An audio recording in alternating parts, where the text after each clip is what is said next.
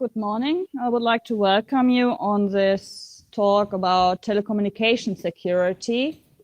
This is a cooperation between Nokia Bell Labs. I'm Silke Holtmans, Manu Kotte, who could not be here today, also from Nokia Bell Labs, and Sid Rauer from Aalto University in Finland here.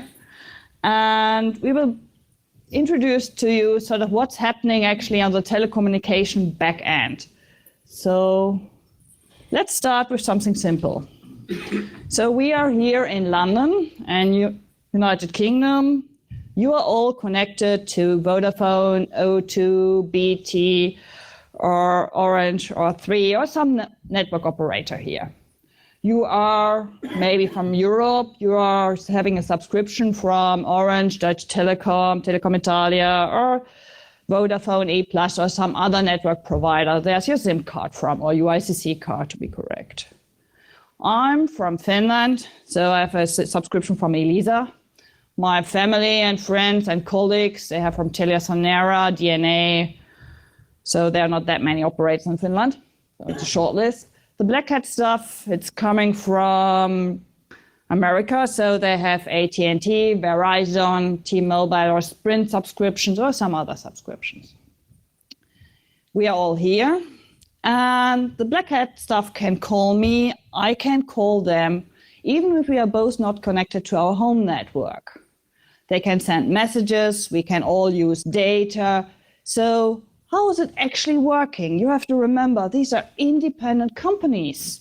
They are not one big company or anything. Still, it works. So why does it actually work?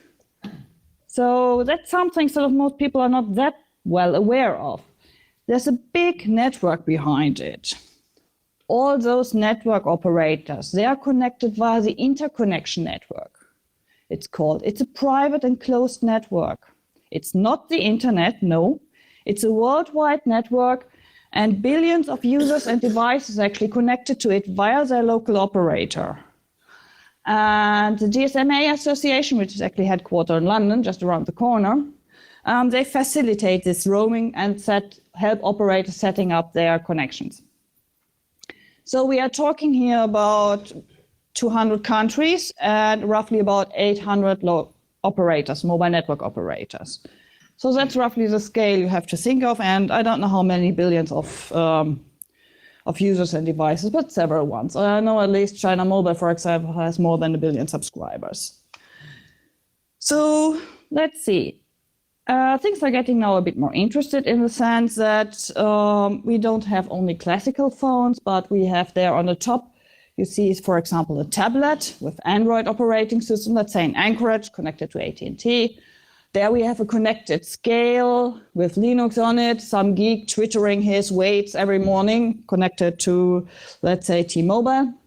Then we have on the bottom a Telefonica connected car in South America.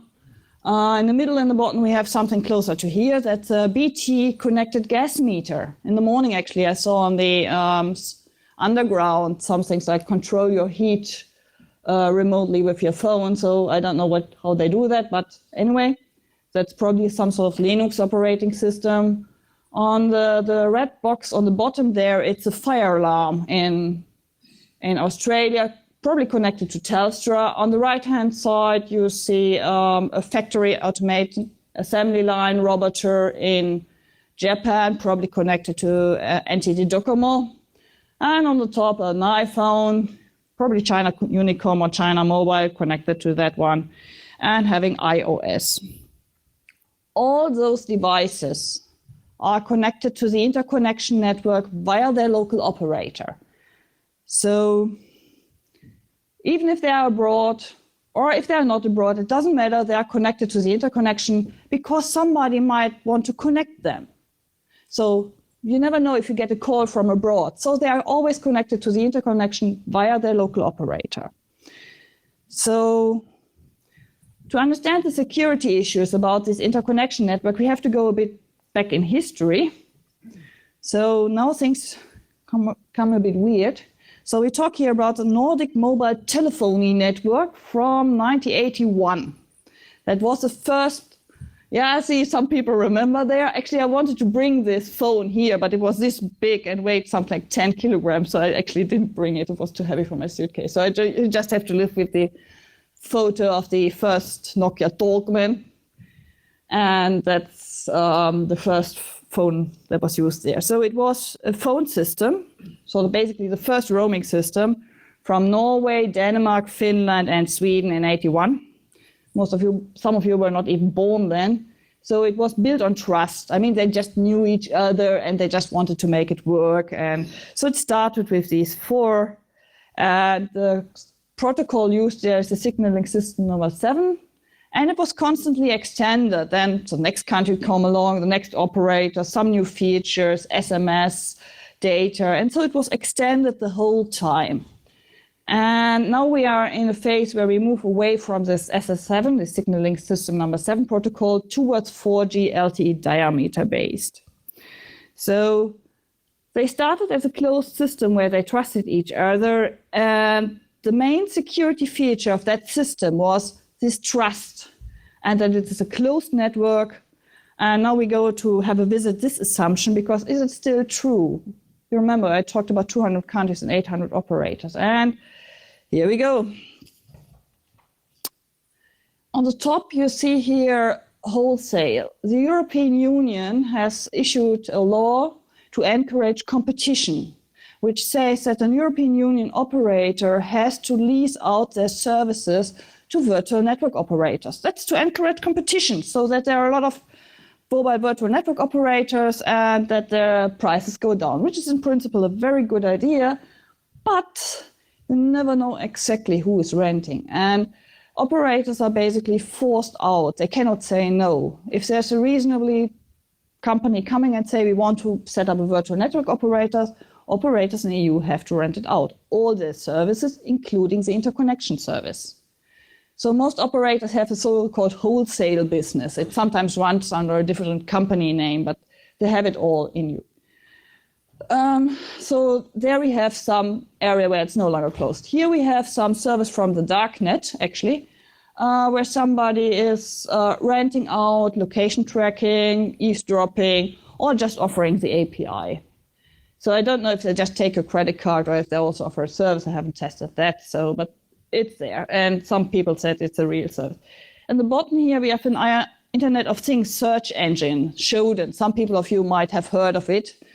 And you can find there actually nodes which shouldn't be visible on the internet, because it's a telco world, and these nodes, this GGSN, it shouldn't be connected to the internet, but for some reason it is. I don't know, it might just be a honeypot, could be.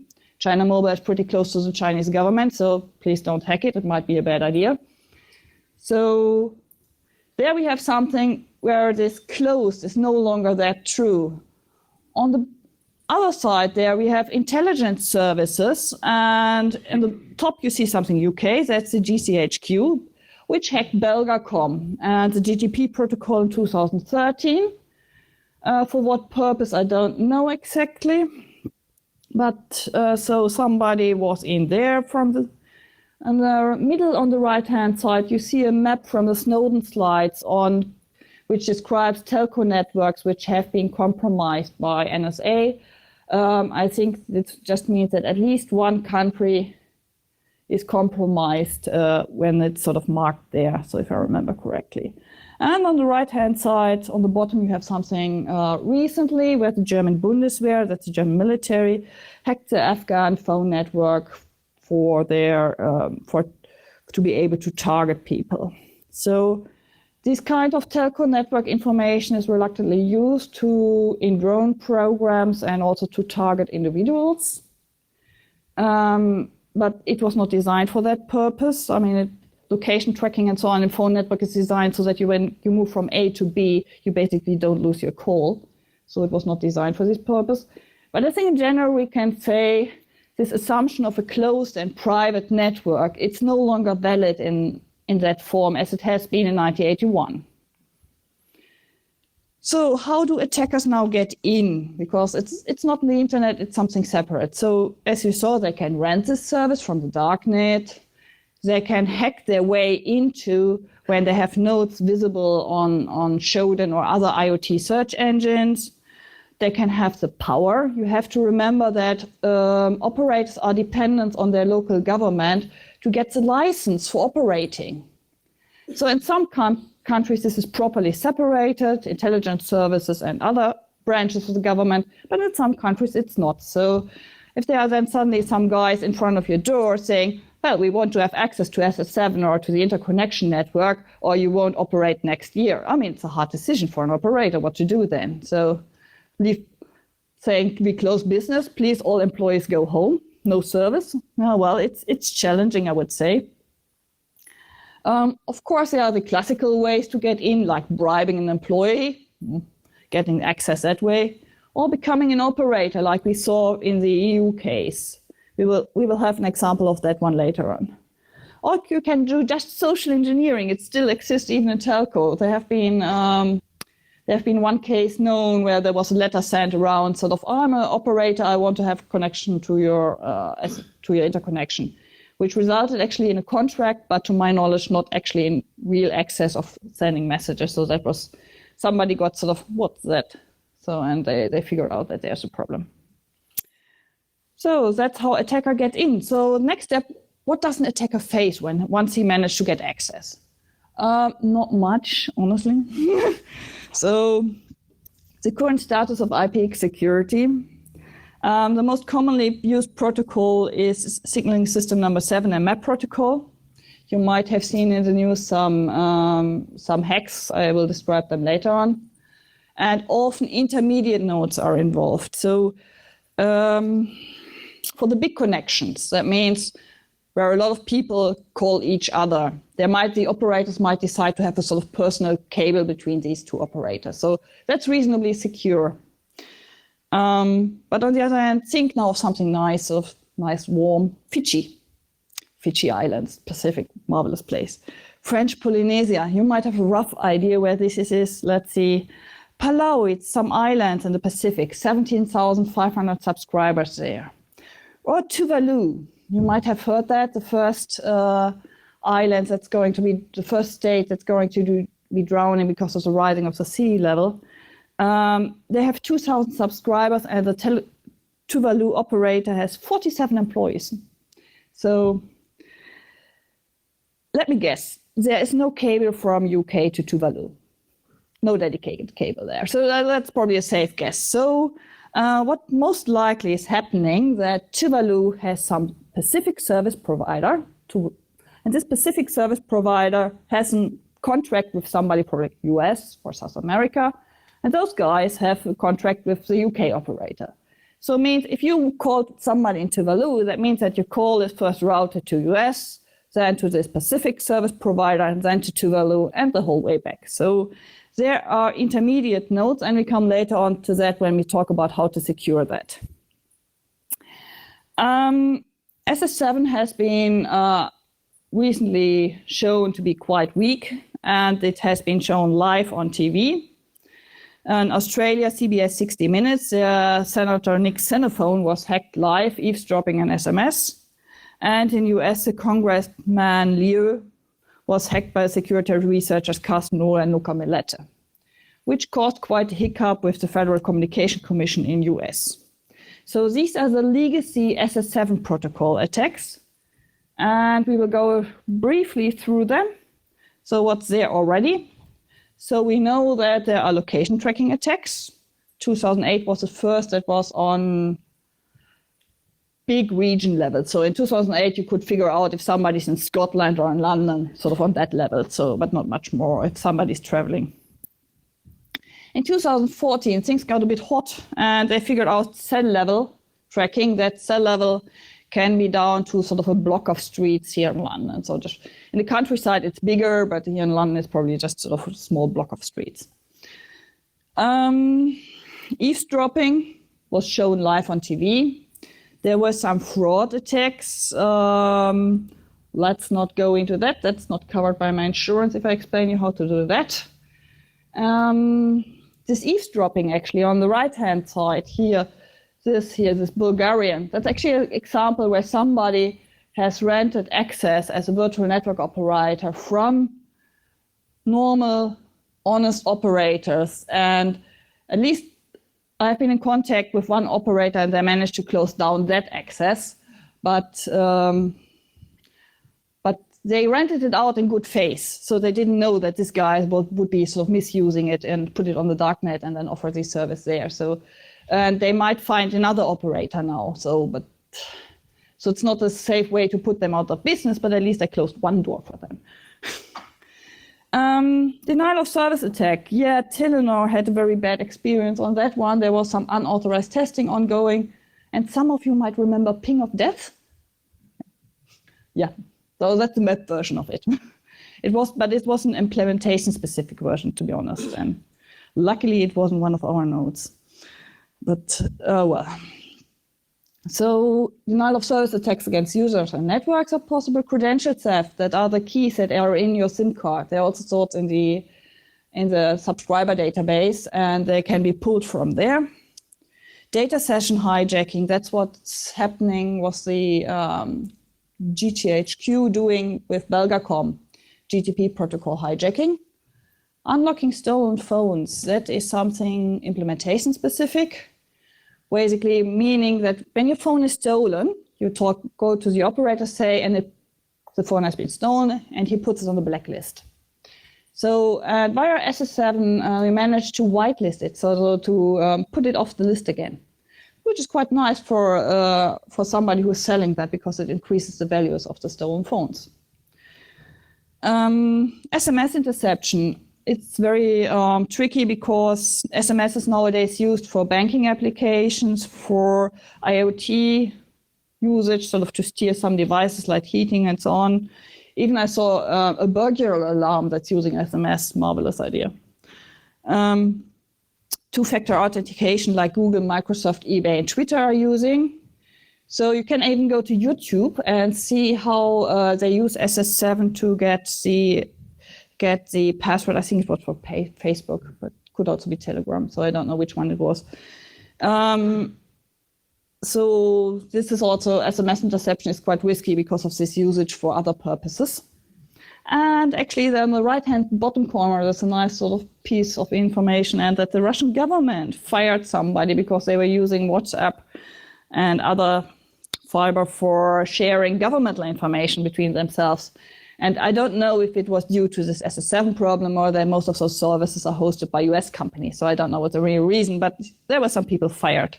And actually also, if you search the NIST, National Standards Institute in US, in their latest draft for authentication, if you go down, somewhere in chapter 5, I think, they said that SMS, please don't no longer use it for authentication purposes or sensitive stuff. I don't remember the exact phrasing, but it's in their new draft. So I think they realized that there will be some issues. So that's the legacy protocol, SS7.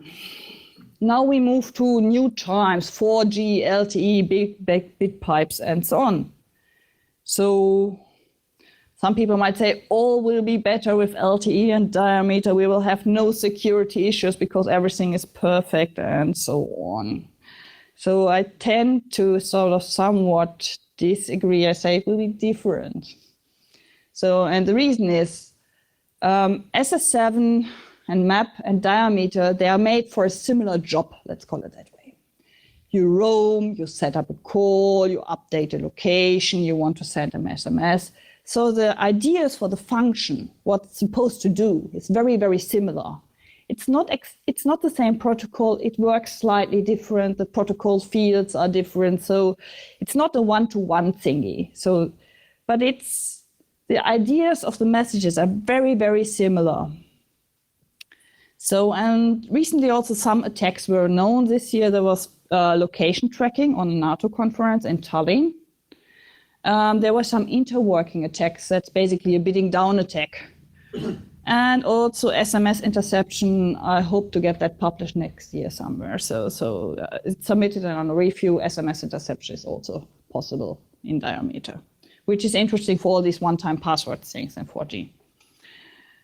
So also diameter has some new features. of course, every time there's a new protocol, they want everybody.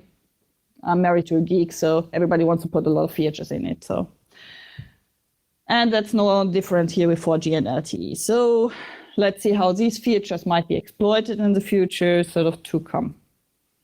I have to pull you through that, but I try to keep a gentle touch on it because I know most of you are not from telco environment. So, but there are some nodes I will talk about, so you have to know roughly at least what we are knowing. So you have here all the kinds of devices. You have phones, tablets, cameras, whatever. You have here the access network, and we are talking about the backend. So this is the HSS. This is the most important piece in an operator database. It's the thing where all your subscription data is stored. If you have prepaid, postpaid data, flat rate, it's all stored in the HSS. If this box is down, you have no network, nothing. Believe me, if an operator updates its HSS, they all sort of sit there, sort of, if it's working, if it's working, if it's working. So HSS is the most critical piece of infrastructure in operator network. There, all the data of all subscribers for one operator are in there. Then there are the mobility management entities. These guys basically keep track sort of where you are and manage those guys here, those antenna guys. An operator, let's say in UK, probably has between 5 and 10 of them for the whole network. So we are here in London, so in London they might have 2 or something. So I don't know exactly, but there will not be too many here. So they cover a very large region, usually, and a lot of subscribers. Here on the edge of the network, we have something called diameter edge agent. Think of it as some sort of doorkeeper for diameter. And when you connect to another network, the other cloud over there, you might have to go via some IPX providers. Remember the Pacific example? These would be the US guys or the Pacific guys here. And on the other side, you have basically the mirror of this network here. So that's how 2 mobile LTE networks would connect in a very simple manner. So next, we introduced a testing setup that we used. There was a major global operator, which also here in UK, which allowed us to connect to their test network. So from Finland, we were connecting to the test network here in UK. And the introduction will be done by my colleague, Banhu Kotte. You cannot hear him reluctantly, because for technical reasons. But I will take you to the test setup anyway. So,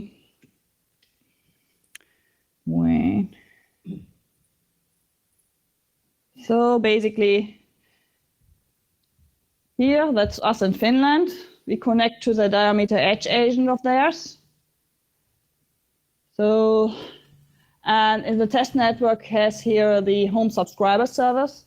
So the box here on top, the mobility entity. Then we had the radio base station in the test network of our friendly operator.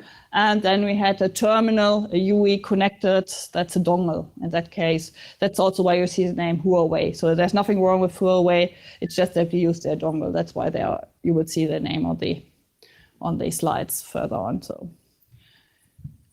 that's the test setup that we used. Let's go back to the slide. So now we have to do the IMSI retrieval. I know some of you have been yesterday the talk in the first one in the morning on this, where they used wireless LAN EAP AKA for retrieving the IMSI. This is another way to do this thing. So because this is a talk about interconnection, and so what is the IMSI for those guys who haven't been here yesterday? So you know each other's phones by phone number, but actually the phone network is using something else. It's using something IMSI, that's International Mobile Subscriber Identity. It's your ID in the phone network. Most messages in the phone network, well, nearly all, need this number. It's a 15-digit number, and without that, you cannot send messages because that's how you identify for which subscribers this message is. You need to know that. So what we do actually here, I try to describe that in rough terms. We claim to be an SMSC. We are saying, hello, I'm an SMS server in a foreign country, and I have an SMS I want to deliver to that user. can you please tell me his identity and where I can find him? That's this message, this SRR, send routing information for short message request, SRR. So basically I'm just saying, hey, I have a message, can you help me deliver it? And of course the HSS is a very nice one. It says, yes, of course, this is the IMSI, and here's the server that's handling this users, this MME. So this is for those people who are familiar with the SS7 attacks that have been presented by Carsten Knoll, this is basically a mirror of the SRI-SM trick that was done there. So in that case, the similarity between diameter and SS7 is very high.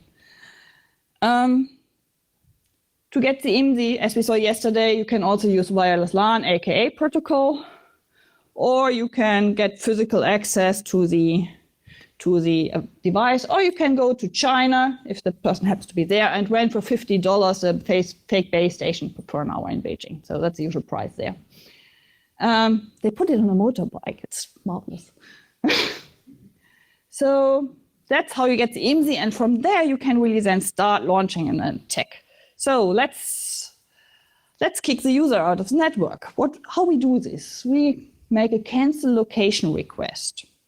So what is it usually for? So it's usually a sort of clean up message. So when you move from one area to another area, so it's for housekeeping.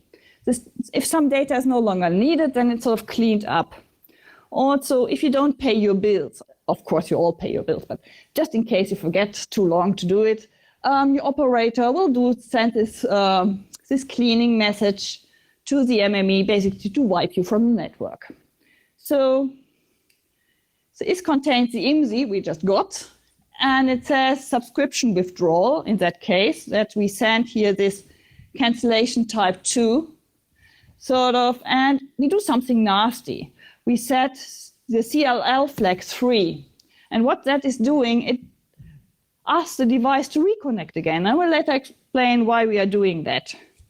So, because it has some nice side effect. So we have another video here, how it's run live. Well, not really live. So that's my colleague Banho. You cannot hear his voice again, but never mind. So we have here the cancel location request that we send. We have here the cancellation type, which means subscription withdrawal. And the flag here asking the device to reconnect again, so that we kick it out and then we ask it to come back. So, and you will see soon why we are doing it. So he starts it. As I said, this is just for the dongle. And so he starts it. Yeah, I'm sorry, we were not allowed. The PR department of the operator didn't want us to mention the name. But they're great guys and they do a great job on security. So we have seen much other things. So here we start the client, and wait, anyway, has the stacks. So now it's still connected. Soon we'll go unconnected and then come back again. And then we should see what's happening. You see here it disconnects and the terminal immediately connects again.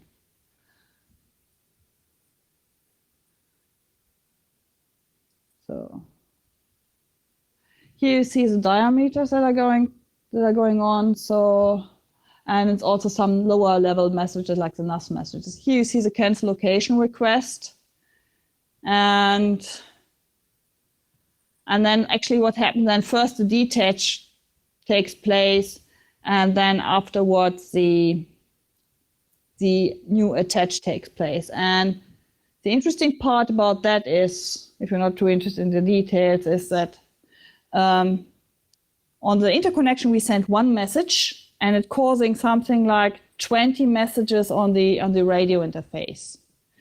So that means an attacker can use that for an amplification of an attack. So you can first track a bunch of users that are residing in the same area, and then send, let's say, to those 200 persons these messages, and then they all would come back with 20 messages per each guy and sort of do quite some damage for the MME. We haven't tested the limit. As we said, we did that in a test network, because if we would do that in a real network, we might close a service for London accidentally or something like that. So we didn't want to do that. So you might understand that. So, but we noticed that there is a side effect too, and that might cause a signaling storm. So there's a risk of a denial of service attack, not only against the user, but due to this amplification against the MME in the network. So, and as said, we don't know exactly how big the risk is, because that depends on many parameters: how big the MME is scaled, sort of how many users are there already in, how big the signaling load is in that moment in the network. So it's hard to test it in real without causing damage. So that's not the only way to kick out a user. We have actually 4 ways, but I only show you 2 videos, don't bother. So that's an IDR, that's insert subscriber data request. It's used for updating information. So let's say you upgraded your account, you bought in some new services or similar stuff. So what we are doing, we impersonate a home network and say to the mobility management entity, here, this user, the subscription has changed. Please update the service which you can give to the user. So in this case, we use the number 511. And that means nothing. So that means that you don't get any service. It's the sort of basically the kill command. So we forbid every service. Operate determined barring, it's called. And depending on which number you put at the end, you might allow or disallow some services. So and here we say no service. So of course you can think about playing around with the number, but I suppose that you are still billed for it. I haven't tested it out because we didn't have a billing system in the test network. So, but you would get service if you play around with that number. You would get access to the service. It's just a question of what happens afterwards. So, but if you have a prepaid and you put there all services, I don't know exactly what would happen. So there's some risk of fraud here, I would say, some potential risk. So, and even if the attack is to the MME, since the MME, as explained, covers a very large area, it has quite an impact. So as long as you would stay in this area, you are affected by this attack. So here's the video again, how it works. And we insert subscriber data there. Insert subscriber data request. There we have the username, that's the IMSI we fished before. And here we have operator determined barring. And with the value 511, which basically says no service at all. And here, which means you are sort of permanently disconnected. So there are some more messages, but it's not so bad as in the other cancel location request. So the amount of messages sent on the radio channel is not that big.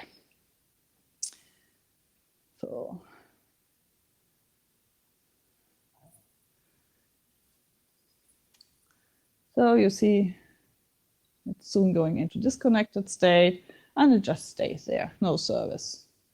And whatever you do, it won't help, because your MME thinks that your subscription has changed, you're not allowed to do something. So you would really need to call the operator, not with that phone, but with another phone, and tell him to fix basically your profile, which probably takes a while. So, because then also the update needs to take place in the different nodes. So this is here the NAS level messages on the radio interface, and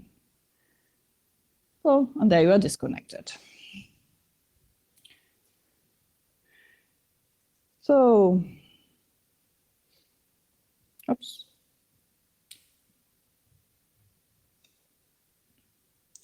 And the other way to disconnect, I don't go to show that as a video, but it also works. So it's an update location request. It's usually something very commonly sent, so it's not a message you can just block or something. When you move from another country, the first thing that's happening is, one of the first things that's happening is that an update location request is saying, hey, the user is here now, please please update the location. And what's happening then, that the location information sends to the subscriber database, and this basically cleans up then the information in your previous location. So you're basically deleted from your previous location because you're no longer there, so why should the data be there? So that's just an efficiency measure. So, and we have there the flag number 6, which is basically indicates that this cleaning up operation, the CLR operation, should take place. So update location request is just a simple sort of kick out. It's no big side effects. And actually, but this one can be fixed very easily if you switch off your phone and reconnect. Then it's sort of, your phone should be able to get service again. So that's actually quite harmless in that sense. That's easily to sort of fix from a user's point of perspective. What else? We have something that's sort of like a sitting duck in the sense that we combine several message types, denial of service using this insert subscriber data, IDR, and we add there a flag saying, flag 1, saying that we want to have information when the user comes back. So this here says, well, please inform me when the user shows up. And he says, yep, I will do that. And then the user pops up, and then a notification request is, hey, the user's there. And then you say, I don't know that user, who is that? And then it will detach because the user is unknown. So it's a sort of neat thing. But, well, it disconnects the user. This attack, if the user would then switch off his phone and switch it on again, then it should work again. So it's not the sort of permanent thing. So now we have seen several denial of service attacks, 4, one with performance impact on the network, and one which sort of has a risk of potential fraud. So now we come to the countermeasures. And you might say, okay, diameter, that's IP-based, so let's use IPsec. Well, that's not I'm from a company, so we have to take a practical view of things. We cannot just say to the operators, fix it all. We have to think about how it works, really works in practice.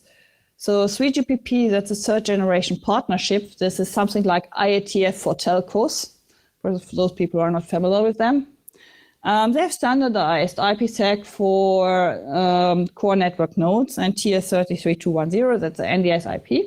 It's actually mandatory to implement for us, so we have to implement that.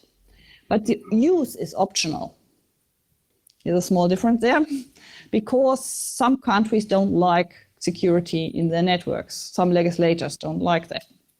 I'm not going to mention any countries, but that's a fact. So also some network operators don't switch it on because they're afraid of performance impacts. So that's the way how things are.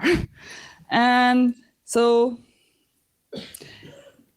and also there are some other hooks related to IPsec. So first there's this interworking with SS7, because SS7 uses SCTP, the third transport protocol. Some people might remember that there's a third one.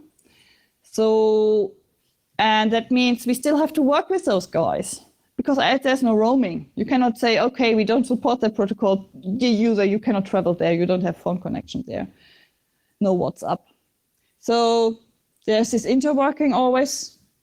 And then we come to a very, very tricky issue. Who will host, create the root certificates and generate the keys? I mean, I just throw some country names at you. China, UK, USA, Pakistan, India. Do you think those guys could agree on one root certificate? Who hosts the revocation list?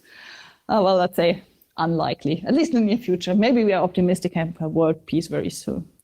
Also, there's a money issue involved. The third operator in South Sudan. Do you think he can afford a PKI infrastructure? And yeah, well, unlikely, I would say. Also remember this Tuvalu example with 47 employees. How many security experts do they have? Maybe one, maybe two. We're so optimistic here. So it's also a matter of expertise. So, and they have 2,000 subscribers. If they buy now a signaling firewall, they cannot charge $50 more from each subscriber. just doesn't. So there are these sort of practical considerations. And also there's the hop by hop issue, as mentioned. So you only get hop by hop security even with IPsec. And also, even if everybody would have using IPsec, that would be perfect. But still, we have this renting out problem to service companies that do then something else with the XF once they have it. We have hacked nodes, we have bribed employees, and we have governmental ties, let's call it that way. So there is no helping those with IPsec if you sit in the endpoint and yeah. So, but still, IPsec, I think, is an important piece in the puzzle to protect things. So we saw SS7 has many weaknesses. We saw Diameter has also some weaknesses, maybe not as many as, hopefully not as many as SS7. So, but now is the right time to think about securing Diameter so that we don't end up in the same mess as we had in SS7. So first, people have to think about detecting what's going on in the network. Are the tenants really doing what they say they do and the contract? So you have to check very careful. Fraud mitigation systems help also quite a lot. The next step is to mitigate. Basically filtering at the edge of the, you remember this guy sitting on the edge of the cloud, this Diameter edge agent? There's the right place to filter. You filter for messages, you filter for flags. You were seeing I was using some flags. So you can filter for those flags if they should be there in a normal roaming scenario or not. If they are suddenly there, they have no point of being there, so filter the message out. So IPsec already helps somewhat, because if you have partners that always would use IPsec towards you, and then suddenly it's coming something claiming to be from this partner and not using IPsec, you think, there might be something fishy ongoing here. So IPsec somewhat helps, but it's not a silver bullet. So SMS routers and SMS home routing also protects the IMSI. Okay, you can still do a false base station, but it's a bit more cumbersome for an attacker. So just let's raise the threshold for an attacker. Cooperation between operators. Some operators are a very diverse bunch. So some of them are very security proactive. They share their results. They see successful countermeasures. Others are not so active. So it's important that they share their experience on successful, what works, what doesn't work. So also form circles of trust, meaning, for example, in countries where there's a good legal basis and close cooperation with legislators, they can agree, okay, that's what it means, our node hardening. To those guys we rent out. Those are the rules of service and so on. So in US, the FCC looks into that issue after the live TV hack. They have formed a special working group for this purpose. Let's see what comes out of it. So prepare, it's another important piece in the puzzle. So attacks are likely to come. SS7 attacks are real. They are just there. I suppose Diameter attacks will come when SS7 gets harder for an attacker, or if technology just moves on in a major way. So now is the time to prepare for Diameter attacks. And that starts also with setting up business rules. You might wonder, sort of, why are we talking here about business rules? Security costs, money. Operators are usually held by shareholders. Have you ever tried to get money from shareholders? Or a budget reserve a big security budget? Oh, well, you're up for a challenge, I tell you that. They are not known for altruism and improving the world and privacy and so on. That's not their core competence. They want to see the money. So you must make a case for them. So you must sort of see the fraud cases. You must see when the HSS going down or risks like that. That catches their attention, because then they lose money and they don't like losing money. So you need to sort of investigate potential weaknesses and their risks for the company, because then you can get the money for the security. So that's also part of the preparation. So it's important to investigate potential weaknesses and countermeasures before they happen. And one other piece is hardening of nodes. It sounds maybe stupid to people who are used to internet, but in telco, this is still not so automatic as it is for normal internet nodes. So, but there you can sort of argue with quality of service and things like that. So prevent getting nodes. GSMA and also 3GPP have done some very good work on that, and it's ongoing. So things are moving forward there, but it's a long way to go. So summary. Interconnection attacks, they are reality, but the main attacks we see today are focused on SS7. Diameter is not yet sort of fully on the radar of the attacker, but well, SS7 is a lower hanging fruit, it works, so yeah. Also the interconnection, most of them still using map and diameter, map and SS7. So for attacker, SS7 is in the moment the low hanging fruit, but things move forward, so will the attackers. LTE diameter has similar functionality as SS7, so hence similar attacks are possible. Not exactly the same, but it's very similar. So we have seen 4 denial of service attacks, one with a potential fraud risk and one with that also has network performance issues. So the main question, will LTE face similar interconnection weaknesses as SS7?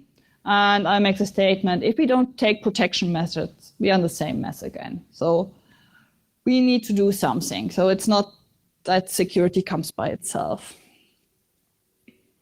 So mobile networks arrived in the internet, so let's protect them. It's easy to blame and say fix, but it's really hard to do the fixing. So I would like to thank you, my audience, the Finnish Cyber Trust Project, which financed part of this research, and the major global operators for the support and security engagement, where I'm not allowed to name the name. So I hope, guys, you know, I thank you very much, and you're doing a great job. So thanks a lot.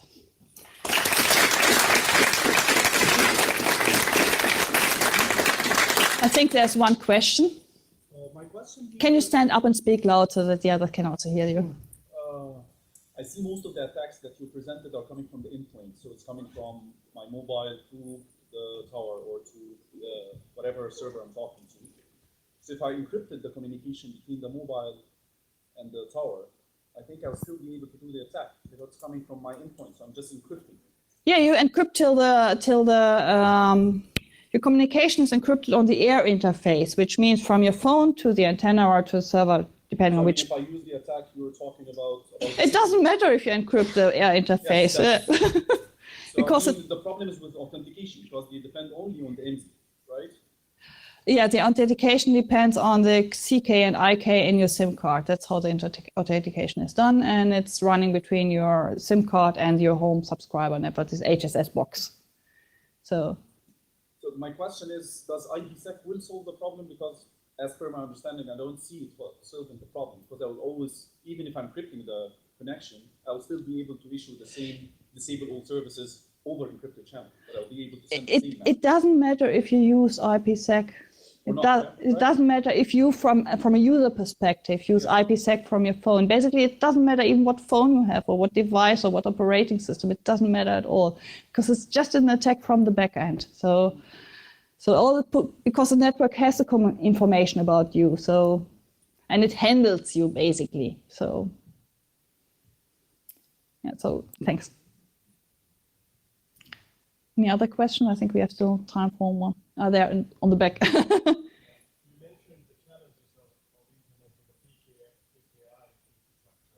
Yeah.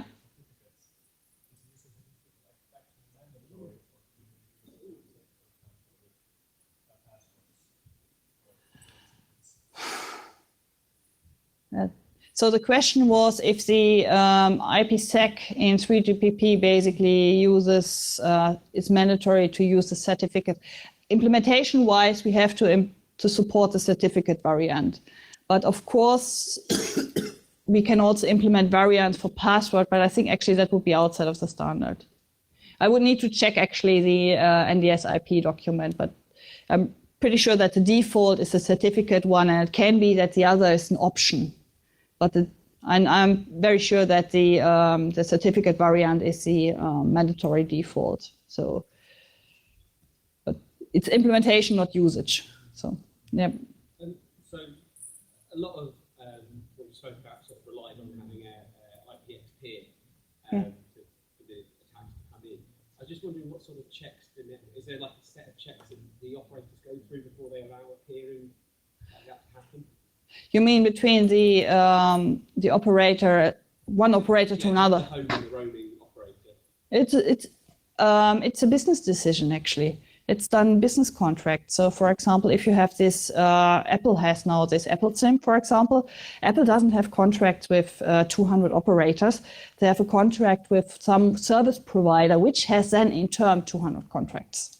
So it's very convenient from a business perspective because Apple's system just needs to take care of one contract and sort of outsources it that. So that's a typical way how things are done. So. Yeah, if I understood this correctly, so I have to get into the interconnect network first and then impersonate a partner. Yeah. Like that, right? Can I launch the attack against your own, so you are the operator?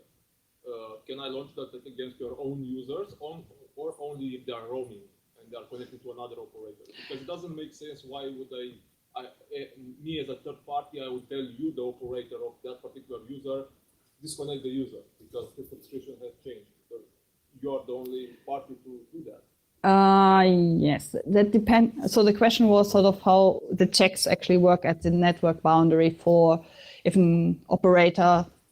So the checks that an operator do at the network edge depends on the operator and how they configure the diameter edge agent. If it's in SS7, we saw cases where it was possible to send messages from the outside, but saying you are actually the home network. In SS7, there have been these kinds of cases. So where this was possible. And diameter, that depends strongly on the configuration of the edge agent. So. But I agree, it doesn't make sense sort of to disconnect your own user. But if it's not checked, then the message goes through. And that's the point. You need to configure these nodes properly so that they kick out messages which don't make sense. You need to sort of have some logic, sort of.